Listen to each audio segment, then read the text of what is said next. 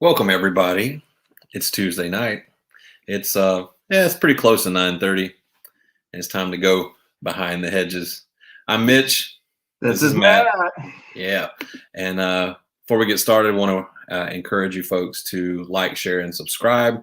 Leave us a comment. I posted the join link this week on the Facebook group and on our Facebook streams. So couple of reminders: if you're going to be posting comments in the Facebook thing, you have to give Facebook permission. You go follow the instructions on the post and go in there and tell them that it's you, and then your name will show up on our stream. Otherwise, I'm coming here with that silhouette so nobody knows who you are. A little cardboard cutout of. Go on in there and put your face out there so we can get confident in what you got to say. We can attach it to a face. Yeah. And make sure also to share this stream, take this, invite people or whatever. But yeah, come on and chat with us if you have something to say. Tonight we are going to be talking about the spring games. Mostly we're going to be talking about Georgia's spring game, of course, but we want to talk a little bit about some of the other games of note. But before we do that, Matt, let's answer the age-old question. And let's just go ahead and put it out there. How much stock do you put in a spring game? Well, we need to, for the sake of this channel and discussions we're going to have, we need to hammer that out. So if you're a fan and you're passionate, you need to decide, do you hang your hat on spring games, or is this just a frivolous commodity that entertains us in the offseason? Do you completely disregard it? I would suggest it's neither of those. It's in the middle. You need to find that sweet spot of what matters a little, what matters a lot in the context of a spring game. Now, the coaches and the players, they have their own program. They know what they're looking for. They know what they're trying to accomplish. But I think fans can kind of pick and choose what to their advantage for their team, like what's important and what's not, to suggest that any team is a national championship contender or is overwhelmingly better than other teams based on a spring game, to me, is foolish.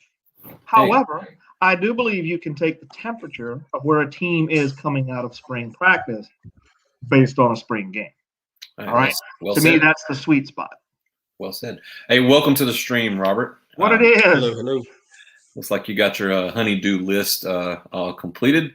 And we're glad to have you aboard. No, you didn't. I guess that list never does really get completed, does it? So welcome aboard. The question on the table right now, Robert, in case you missed it, was, how much stock do we put into spring games? How much are we willing to hang our hat on this? Is this just a glorified practice, or does it actually have some sort of meaning? So if you want to chime in there. Well, thanks for having me again. Yeah, sure. Looking at the spring game, though, you can't take everything away from it, but you can get a glimpse. Look at it this way: we passed. I think we dropped back almost 100 times total in regards to the passing game. That's telling me that we're planning on opening it up. Mm-hmm. Yep. How many? What do we throw for? All's told, something in the neighborhood of 700 yards, right? Like all four. Something like that. Sounds about right. JT threw for 300 and some. I think Beck threw for about a little over 100. Brock threw for about 50 or 70. 2.25. Hold on. Beck had a Jake Fromm day. He hit over 200. Oh, he did. Okay. Yeah. And JT was at 323, 28, 41, 3 touchdowns, no picks. Remember that number. And I'm going to piggyback on why we're having this question first. On the flip side, on the A-Day game, Bryce Young had like 353 yards, 24, 45, somewhere in there. I might be wrong. ESPN raves about how Bryce is the second coming, and he has all his toys to play with. JT is only slightly under that, with 6 scholarship receivers sitting on the sideline. No love. So that's my question. How much stock do we put in these games? Well, let me clean something up real quick. Mechie did not play, and I believe they had another receiver, if I'm not mistaken, out. I think they were down a couple of guys in the receiving target. But regardless, he still had a lot of toys. and his day was not drastically different from what JT did. I just watched it. Is he the second coming? No, they're not. No one's taking. And here's another thing, ties into this theme that we're tackling first. I mean, how important are these games? Nobody's talking about the fact that Clemson and Alabama didn't. Neither side broke 14 points, 13-10 on one of them. I think it was like 10-7 on the other one. I just watched it. My numbers may be wrong.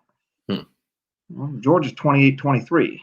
Now, I'm happy with that score, but how much can you glean from that? I'm going to be the devil's advocate here. We saw everything about our offense look good, right? We could score even without our big guys in there. What does that mean about our defense, if that's the case? Now, hear me out, though. If you look at the defense, we did a ton of zone coverage, and rightfully so, because Kirby said it before. We need to work on zone coverage, which is why you saw us do a lot of base vanilla type zone coverage. We still got beat, but we did fairly well. I'm curious to see what happens in the season if we, I think with Tyke coming in, I think he plays a star. Mm-hmm. What are we going to star problem? Yeah. Are we going to focus more on this? Are we going to focus more on man coverage like we typically do, or do you see us play zone because of the inexperience? I mean, very specific question, but I think what you're probably going to see is some sort of mixture in that. Yeah, we'll be largely inexperienced, but it's not like there's a complete lack of experience. I mean, Christopher Smith back there. We're going to have Tyke, of course. Lewis Seen is no joke. All right. And then, I mean, I think at the corners is where you're going to be talking about the least amount of experience. But listen, man, we got some talented guys. There's some talented dudes on that field. Experience, probably not. Talented, absolutely. Jalen Kimber, Latavius Briney, Keely Ringo. I mean, the list goes on and on. New Speed had a nice breakup. Listen, going into it, the narrative for a lot of folks was the secondary is going to be trash. They're all young. The sky's going to fall. I came away with anything but that feeling after watching that spring game. They've got some room to grow. There's some work to do. Sure. Talent's going to get you so far, but the work that you put in is what's going to get us to the next level. You're telling me go ahead, and then I got to say this because it's right here. Go ahead. No, so I mean, looking at it, obviously, one of the strengths of G-Day for us this year was the ability to play ones versus ones and twos versus the twos. You didn't see this mismatch or mix and match where you have guys in the twos going against the ones or vice versa, right? You sit there, you watch our first team defense go against our first team offense.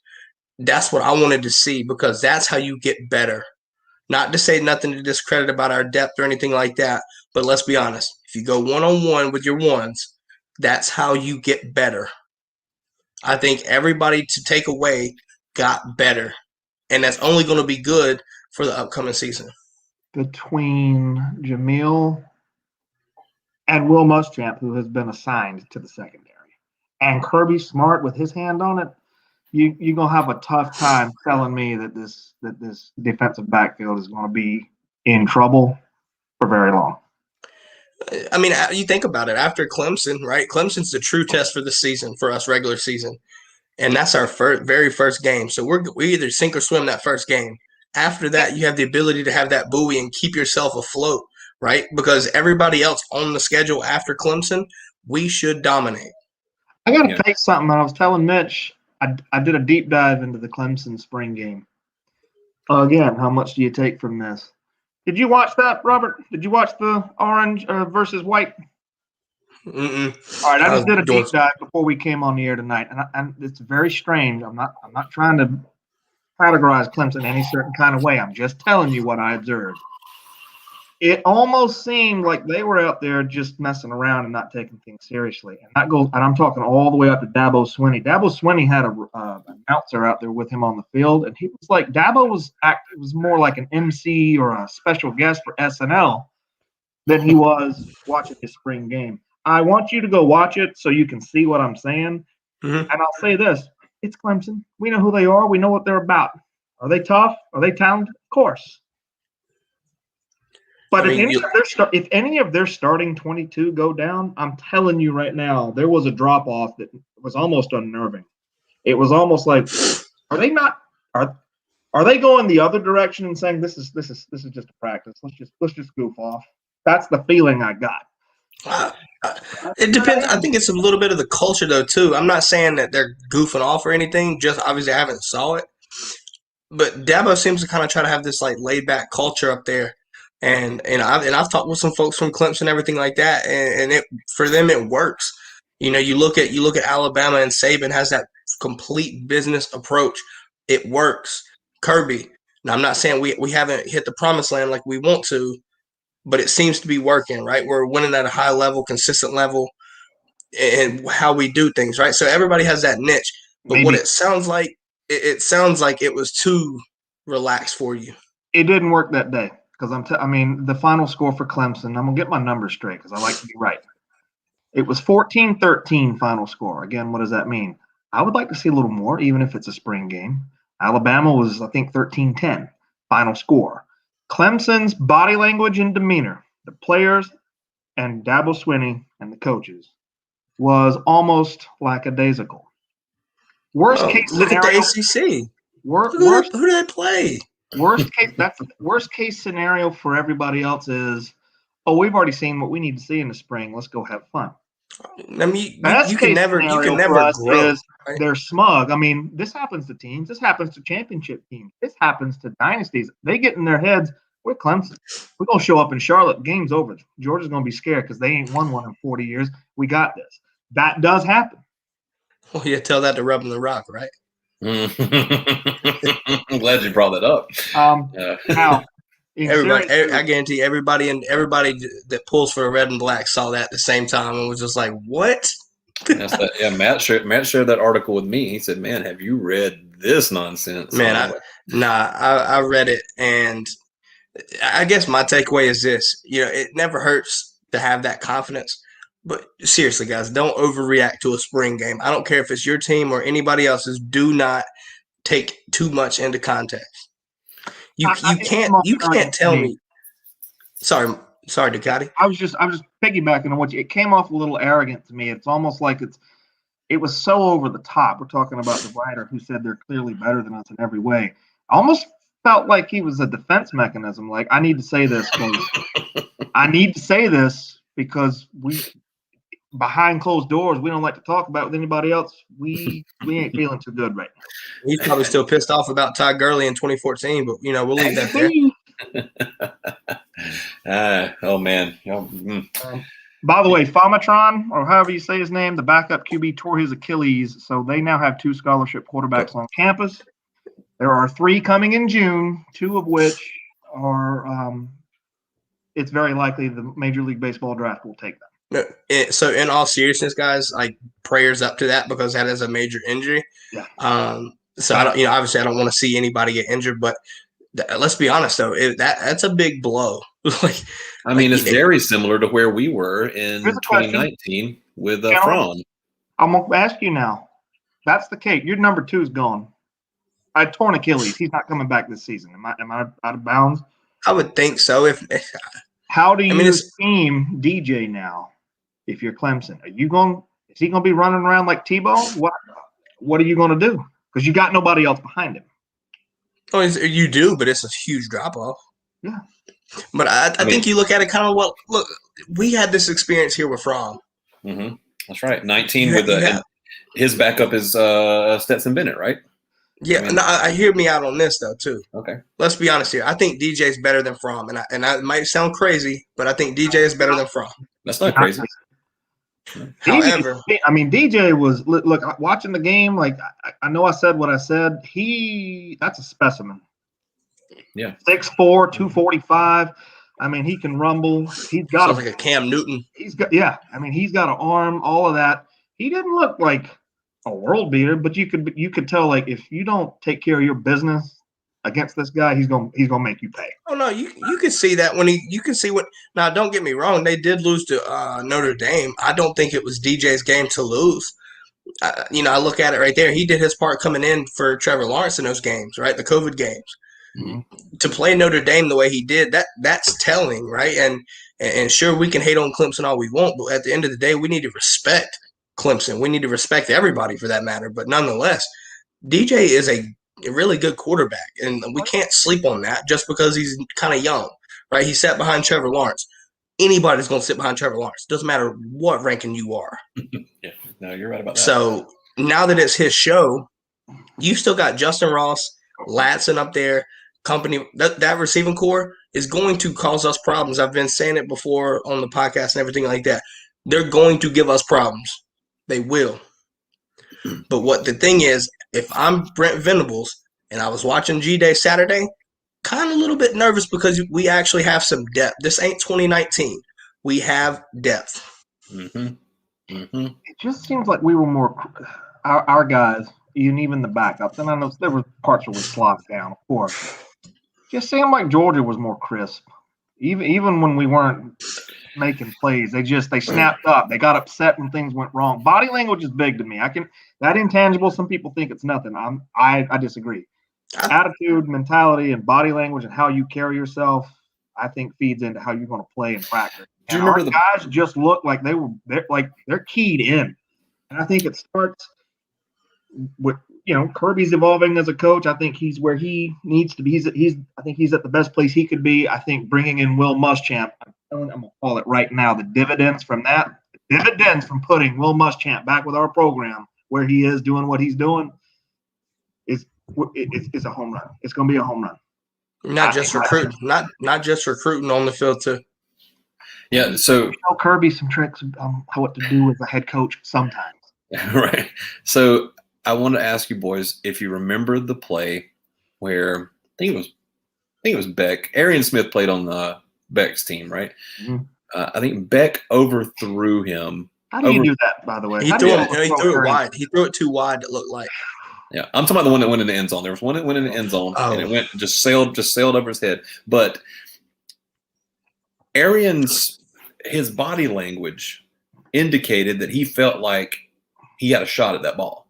You know what I mean? Because he was frustrated with it. Of course, incomplete pass, but then he shows some emotion there. He kind of claps his hands together. He snatches his chin strap off and kind of stomps off the field. You know what I mean? And it's a small thing. It's not a major thing or whatever. But don't tell me that spring games don't matter. You know what I'm saying? There's guys out there that are trying to impress somebody. You know what I'm saying? Trying to state their case. You know what I mean? Mm-hmm. And so it's very clear these guys are out here working. Devontae Wyatt on the play. That he caught a hot mic. And he let some profanity fly there on one of the. I don't think that the hot mic of the day went to Nick Saban talking to Kool-Aid. Yeah. I didn't catch that one. Oh, you need to go look at it. About when they ran the trick play. Is that what you're talking about? Just go look it up. Choice word. Let's just say that. And I mean, a strong choice word. There was one of the plays on the Alabama game where then that's a different thing. There was a trick play they ran where it's supposed to be a wide receiver pass. Was it Bolden they ran it to? I can't remember the guy's name. Yeah, anyway, it was Bolden. Number 18. Kid threw a dead duck. He goofed it, right? And Saban out there with his pink jacket on talked some smack to him or whatever. I could have thrown that better behind my back. No, just mouthing off something or whatever. Anyway. Yeah, but what I'm trying to say is that, these guys showed some emotion. We have complained. I know Matt and I have complained in the past about a seeming lack of emotion, a more too mechanical, too much cut out of the Alabama, mold.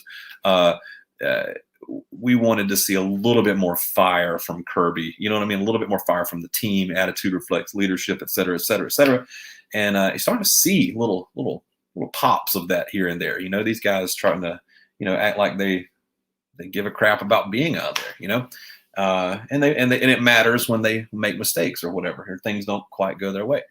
So anyhow, we talked about Clemson, we talked about Alabama, we talked about Georgia.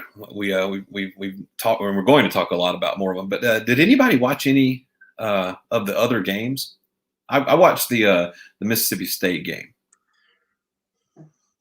Anybody see anything else? I didn't. What did you see? Well, I want to bring it up, but I want to say something. Robert, do you watch Josh Pate on 24/7? Okay, I Keep like up his with show. him. Yeah, I follow him a little bit. Josh Pate does a show called Late Kick, and if folks at home, if you're not good. watching Late Kick, it's good stuff. All right, watch Late Kick. Josh is very even-handed. He does a really, really good job, and he ain't talking no jive. The dude is he knows his stuff. All right, but on one of his shows, he said, and I'm paraphrasing here, so don't I'm not quoting him. He said something to the effect of all the spring games that he watched, he said that Georgia and Alabama were the only two he could see that answered more questions than they asked. And I thought, well, that's an interesting way to put that. He said that all the spring games that he saw, teams would answer a few questions, but then there would also be some questions at the end of the day. Well, what about X, Y, or Z? He said with Georgia and Alabama, they had check boxes. They had some boxes they needed to check. This was a science experiment, so to speak. And at the end of the day, Georgia has the answers they need. Alabama has the answers they need. Might not be the answers they want or whatever, or the best possible answers, but they have answers. You know what I'm saying? And that was Josh Pate's thing. And I thought, interesting that Alabama and Georgia are the ones that he specifically called out for that. But yeah, so I want to say something about this Mississippi State team, because Mississippi State has gotten a lot of they've been the butt of a lot of jokes here recently, especially since the FPI numbers came out from ESPN, and Mississippi State was number 8 on that list, and a lot of people got some pretty good laughs. You had Alabama, and then I think Texas A&M, and then Georgia were in that order, and then followed up by Mississippi State, and people were like, what the heck? Well, listen, I ain't here to tell you that Mississippi State is making the playoffs or going on a run or anything like that. But I can tell you this. They didn't look half bad. They showed a little bit of fire. I was expecting Mike Leach to have this kid, Will Rogers, right? Will Rogers, the kid that started against us last year. I was expecting this dude to carry the flag for Leach this year. But as it turns out, Mississippi State has gone and got them a grad transfer from Southern Miss, and this kid's name is Jack Abraham, and runaround type. I'm going to just say it, Matt. Like he kind of reminds me, because he's cut out of the same mold as like a Kyler Murray. Quick run-around guy, not very big. That ain't good. We don't need that we don't need Mike Leach having a Kyler Murray-esque player. That's not going to be good for anybody outside of Starkville. Hey, Robert had to take a step away from the camera for a moment to tend to some matters. So anyhow, TV. Welcome. So, but no, you're right. It's not ideal for the enemies of Mississippi State to know that they have found a critical piece. I will tell you this: when that Abraham kid was on the field in Mississippi State, this is going to sound ridiculous. I'm going to say they didn't need a running back, and you guys are going to say, "Well, Mississippi State doesn't need a running back." Well, when he was on the field, they had all the receivers, and he was the running back.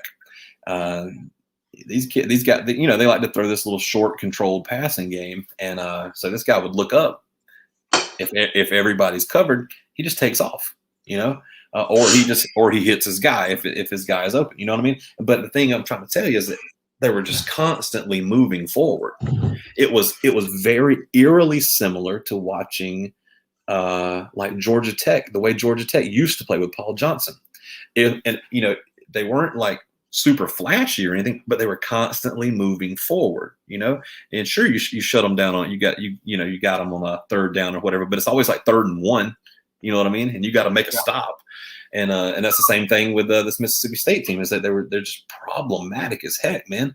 And so I don't remember what we said in our preview for Mississippi State. I want to say that we had Ole Miss faring a little better, Seems to me like we picked Ole Miss to go something like 8-4, maybe even 9-3. We were around that range for them, but we had Mississippi State falling a little short of that. And I just don't know now. Now having seen them, what was the score? 30-22. They put up a bunch of points. Well, Go ahead. I think you look at last year, right? They played some close games. Now, they didn't. They didn't have a great record by any means, but they played some close games, and the couple plays, could make those, that record look a lot different. So, I give Mike Leach some credit, right? Because first year, I think it was his first year in the SEC. That's a different feel. That's a different, especially out west. However, as he gets to pieces, that air raid, the quarterback that played against us. Now, obviously, I think it was a little bit us playing that soft zone, but nonetheless, he got super comfortable, super fast. And I could see that transitioning into the season as they get into the actual offseason like everybody else in the NCAA does. I think you could see them make some noise. Now, I'm not going to consider them to be a title or into a SEC contender, right? But I think you can spoil some teams. I think that's right. That's what I want them to do. I want them to sneak up and assassinate LSU or A&M or something. Because Ole Miss did that last year. You look at what they did to Bama and LSU. Mississippi State really beat LSU too. So it can be done, but I think Ole Miss is still going to. I think Ole Miss is going to take a huge step up with Matt Corral. That kid is looking good. I agree. But Mississippi State, they've got the talent there. It's just a matter of their defense. I think their defense needs to be better. If they can get that defense somewhat more sound, I think they really cause some problems. They had a very strong defensive line last year. Yeah, but their secondary was doo-doo. That might be true. I'm just saying. Sorry. You got a very strong defensive line. If your secondary is doo-doo, then obviously that's where you pour your attention into,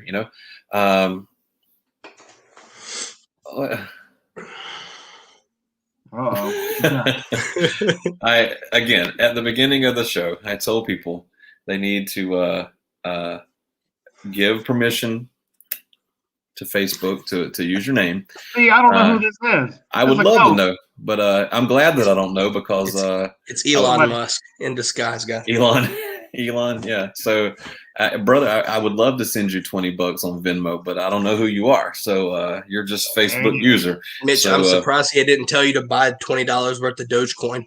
Doge, get that Doge, baby. I got a question for you guys, and then I have to step away from the camera for like 30 seconds. All right. What were your biggest concerns coming into G-Day, and what are your biggest concerns now after? Are they the same? Are they different? You want me to go first? All right. What? I said, you want me to go first? Oh, yeah. Oh, y'all fight that out amongst yourselves. I'll be right back. Mitch, you got it. Well, okay, so Matt and I talk about this all the time. Going into every season, we're like, okay, what are our concerns? What are we confident about? What do we want to see addressed? All these kinds of questions. So I think that it's fair to going into this game or going into this spring game, like, what are our concerns? Well, I would be lying if I told you if anything other than the secondary, right? Like, obviously the secondary is a concern, right? Yeah. But aside from that, we have a real problem with the health of our wide receivers, right?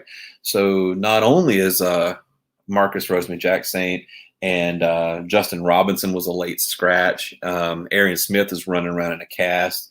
Jermaine Burton is banged up, and then of course George Pickens is he might not be back this year. Maybe he does come out later in the season, right? As much has been made of that.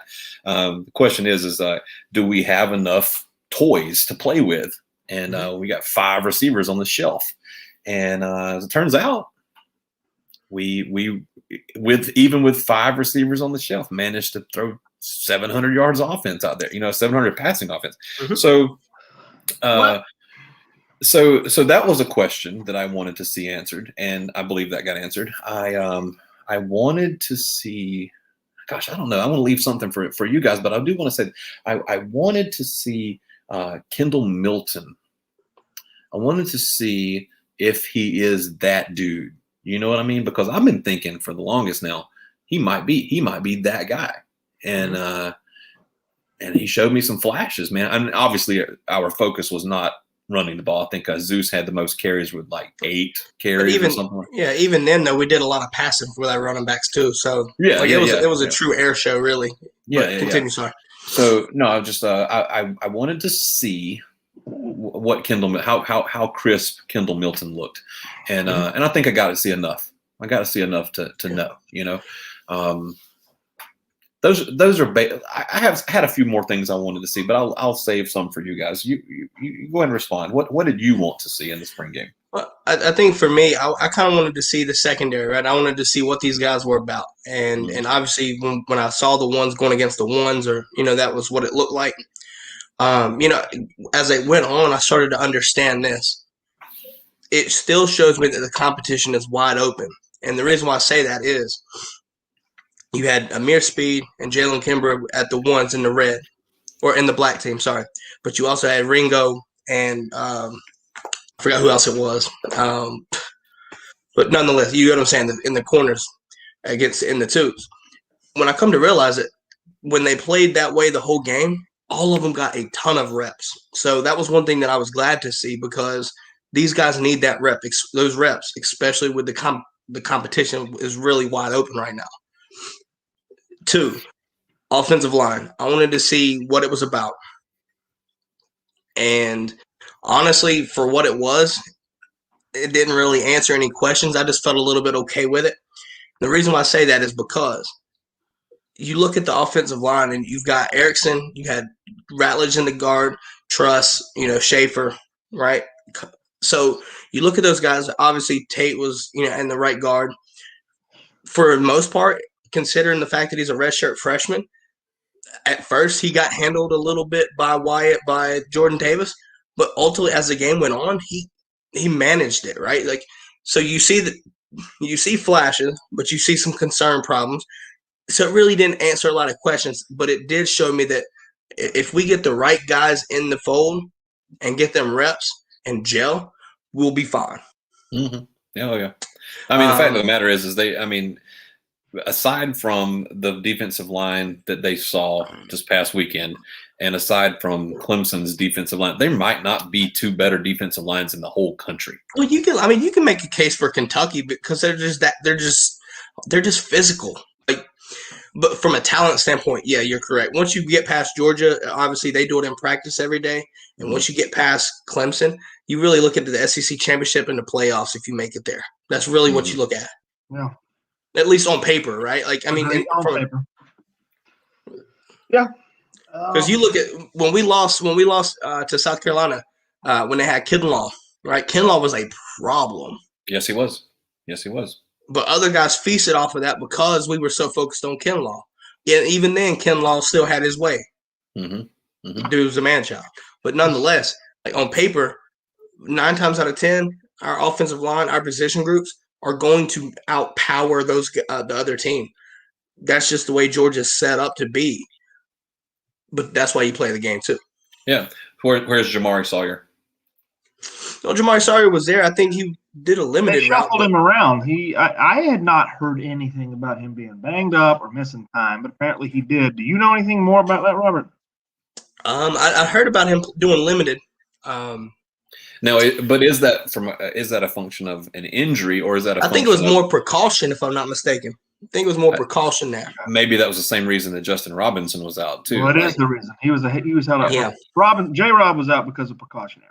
Yeah. And honestly, whenever you hear those precautionary, scratches, because it's the spring camp, right? The end of spring camp, we kind of have to be okay with it. Yeah, like absolutely. When I don't know if y'all saw the play where who was it? Adam Anderson got lit up in the chest pad right there. Got hit hard. Made me question. I'm like, do we take him out? Because like I don't want him to get hurt. Like, he got hit. And you look at that right there. That's just one example. But at the end of the day, I'm also super happy that we came away with nobody getting injured majorly. Like, that's kind of that's like the undervalued moral victory, for every spring game. Was that Brock Bowers that hit Anderson? Because I remember Bowers getting somebody. Man, he nailed somebody. I was telling Matt about it. on a block. I think it was on one of Zeus's runs, if I'm not mistaken, like where he was headed out and he cut back in, and then Bowers kicked the guy out. You know, I thought it was Ratledge that pulled and got him, but you might be right about Bowers. Bowers turned some heads. Bowers is going to be a dude. I got news. That's not news to y'all, but man, these California kids coming in. Like, we can just go ahead and increase our footprint in California if I have anything to say about it, and I do. Well, it depends on this. It depends on the success of the guys out from California and out west. But so far, to your point, I think we're doing a damn good job so far. You look at JT's success in just the 4 games, Kendall Milton showing flashes, Brock Bowers coming in and turning heads. If we keep these guys utilized and they become predominant players and factors for this team, it's going to be a lot easier to go into South Carolina. It's going to be easier to go into California and pull them guys out. Even though USC and their resurgence is going to make it difficult. But see, here's the thing. Before JT, they weren't anybody coming to Georgia from California. No, yeah, not really. I had to look it up, and it had been like, I mean, Jarvis Jones don't count. He started here, went out there, came back. That don't count. I'm talking about dudes that typically would go to USC, UCLA, or Oregon. We getting them now. And I want that to become a pipeline, because California don't put out the quantity, but they damn sure put out the quality. At certain positions, that's the key. Well, but okay, let's take them. I'm good. I'm not knocking it. I'm not knocking it. I want national. I want to lock down Georgia just like everybody else. Great, but I also want to be a national brand. You start stealing kids consistently from the Trojans and the Ducks, and they produce. That only helps us big picture. So, I think you look at it this way too. 2020 class showed us everything we needed to know from a recruiting standpoint, that we can go anywhere we want and pick the best players that we want. You look at Keeley, you look at Kendall, you look at, JT transferred over, but nonetheless, Darnell. We wanted those guys. Guess what? We went there and we got them. You know where another good place is? The state of Texas. Anybody want to talk about A.D. Mitchell, or should I do it? No, I mean, hey, you don't let me talk. I'll sit here and talk you down until 11 o'clock. We'll keep it up. But here's the thing. I remember when the news broke, and it was like, Georgia got this guy, but he was unheralded, and it was like, all right, cool, good, good. And he had a rocky start, and then he went off. There was the George Pickens circus catch over. I don't remember who it was over, but it was that, like, he turned around like a wet cat. And it wasn't the best throw, but it was there to be caught. Pickens would have got it. A.D. Mitchell got it. And I told Mitch, we're going to start missing some of those circus catches that snatch the momentum away from the other team when they start to build it, like Pickens did every time he touched the damn ball. And here comes A.D. Mitchell like, you know what? Let me get that. For a touchdown. Yeah. A little shit like that makes me – and I'm a doom and gloomer, but I'm less. We know. After you got to tell me about the Jermaine Burton injury, guys. I'm a little bit less.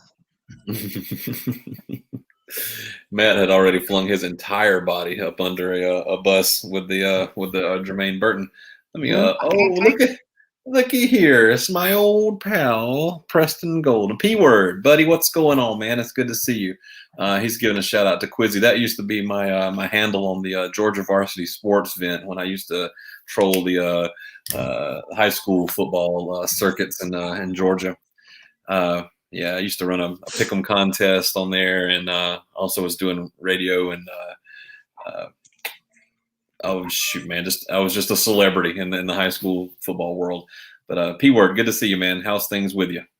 He played offensive line for mine and Caleb's alma mater. So good to have you on the show, dude. In fact, Preston, go ahead and click the link, dude, and join us sometimes. I think we're getting pretty close to wrapping up tonight. I mean, we've been on for 40 minutes now. It's probably going to go another 5 or so. But if you want to climb on and speak, by all means. Good to see you, little red-headed self. So, how do we feel, gentlemen? I mean, I think we agree with these spring games. You got to find that sweet spot where you can identify what's important, what's not. So then how do you feel? How do you walk away? How do you feel? I agree with Josh Pate. I think a lot of questions got answered, and some things got the light was shed. So we have more clarity. I think a lot of folks were expecting like disaster in the secondary. I didn't see it, even with the backup. I think we're going to be fine. That was like what everybody was talking about. They lost all these players. There's no experience. I mean, I saw dudes making plays. We got beat, sure, but we also didn't get beat. It was, 28-23. I'm in love with that score for a spring game. Neither side really dominated. Neither side shit the bed. Well, you look at it's weird. To your point here, right? The first team offense kind of got put into some situations earlier where they really kind of stalled out. Mm-hmm. Second half, it turns around. Now the first half, you look at the black team. Kendall comes in and just going there, and just obviously open up the scoring. I'm telling you right now, first of many. Mark my words. Let me answer this question real quick to Mr. Nick Ducati. The tight end position looks like an Ent from the Lord of the Rings, 6'7", 280 pounds. And if you want to throw your body into him like Dan Jackson did, you're going to get dealt with like Dan Jackson got dealt with.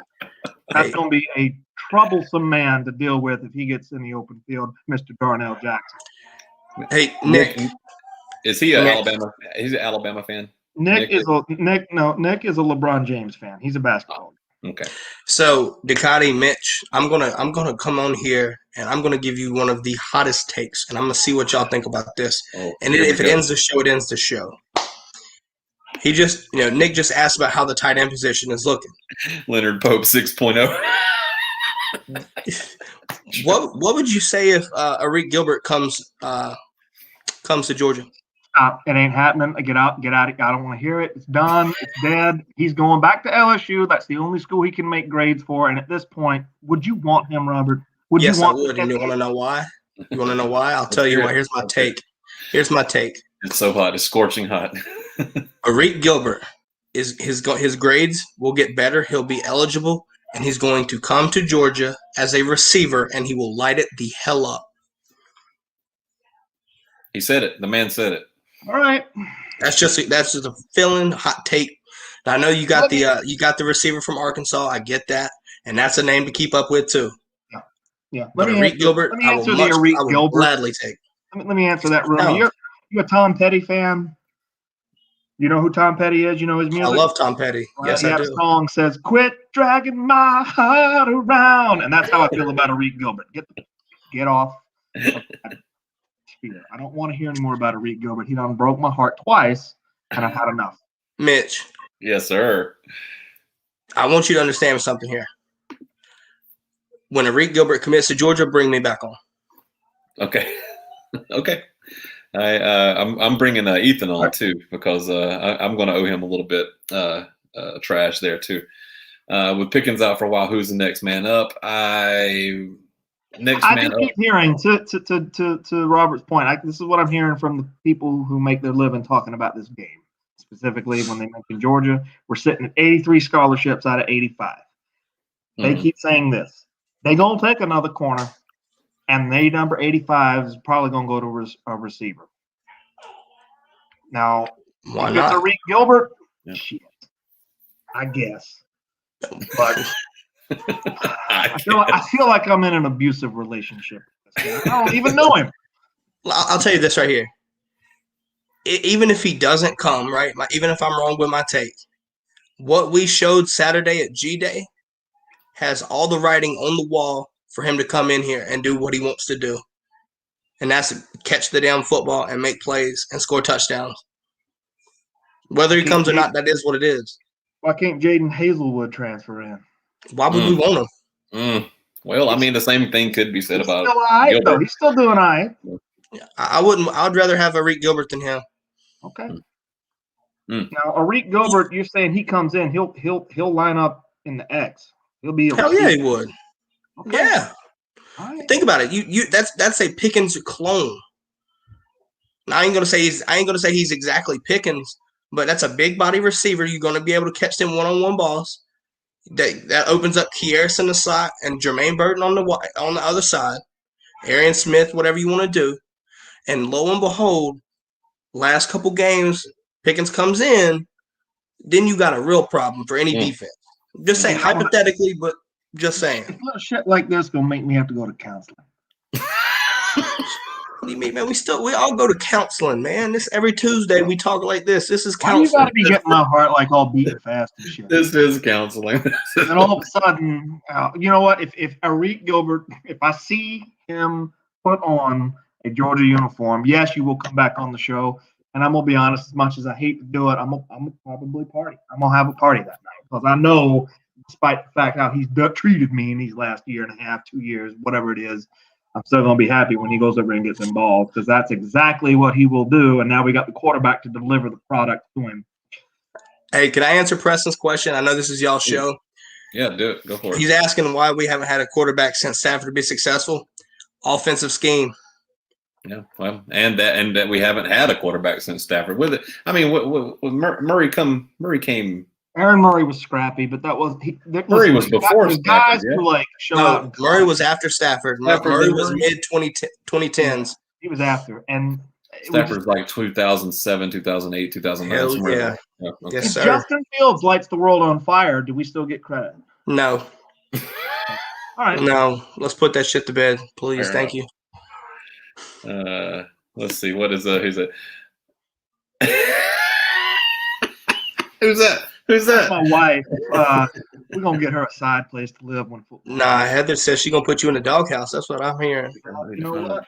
For I've already lived in a doghouse before. Mitch has been there many times. In fact, the doghouse. Hey, that is a good place to wrap this up, gentlemen.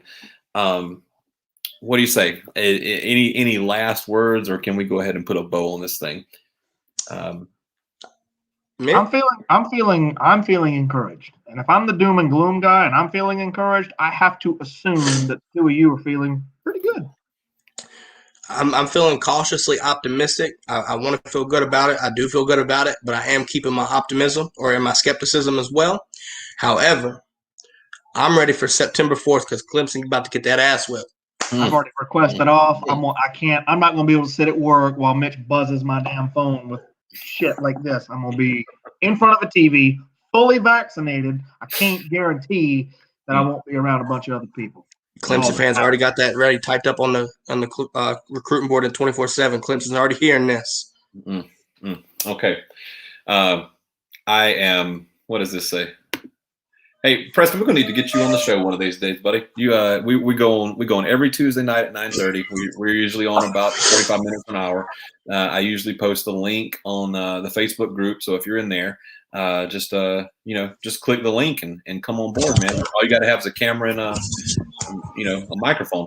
We'd love to have you, dude. We'd love to talk with you. This dude's got some insight, like you, Robert. Oh yeah, let's give a shout out to Robert's podcast. If you haven't checked out Robert's podcast here, it's damngooddogcast.com. Robert, do you have a regular schedule, or you just sort of go as the spirit moves you? Yeah, no, I typically try to do it twice a week for right now, just to get some content out there. Try to go every Friday, and then variety depends on Monday through Wednesday roughly, but at least try to get twice a week. Got some good guests coming on. Actually had some really good guests in the past couple episodes. Look, dude, if you go watch this guy's last couple of videos, man. He a couple of weeks ago, you had Cedric Granger was on with you. Cedric Van Pran's dad, and then you had I had Trey Lee, Keely's Trey Lee mom. Hale, Keely Ringo's mama, Tate Ratledge's dad, and Brock Vandergrift's dad. Right, like yes, you had sir. all those Talking on there. Previewing G Day. Mm-hmm. It was a cool show, man. I didn't even mention Brock, and Brock was like, you know what? I think I might show out today. Damn. Yeah. His hair looked glorious. Dude, hold on. Listen, now, the best takeaway is Tate Ratledge and that mullet. I'm bringing back the mullet. If they can get away Tate Ratledge already got that for you. I'm doing it. Seriously though, in all honesty, and obviously it's kind of a humble brag here, Dean Ratledge will tell you Tate Ratledge's mullet is beautiful. He said it himself on the show. I believe him. I'm with him. All right, I'm with him. Matt, I think you start growing your mullet right now, and then you can cut it. When we win the natty. You can cut it when we win the natty. There you go. Honey, that's that thing's gonna be happening. long. Anyways, all right, boys, 50 minutes in. We're done here. Everybody hit that like, share, and subscribe. Yes, please. Thank you for the comments tonight. Make sure to share the video with your friends. If you have a topic you'd like to hear, let us know about it, man. We're going to finish up with our capsules next week with Alabama. Maybe we just invite everybody from the field of stream. I want everybody. My vision for this is a dog pile on the Alabama Crimson Tide, because it's the cliche thing to say, oh, this team in this sport they're the New York Yankees. No, they're really the New York Yankees. We've never seen anything like this before. We're not going to see anything like this since. We have to focus all of our firepower on the Superstar Destroyer. Red team, go. All right, boys. That's it for us here. Y'all have a good evening. We'll see you next week, next Tuesday, 9:30. See you. I guess.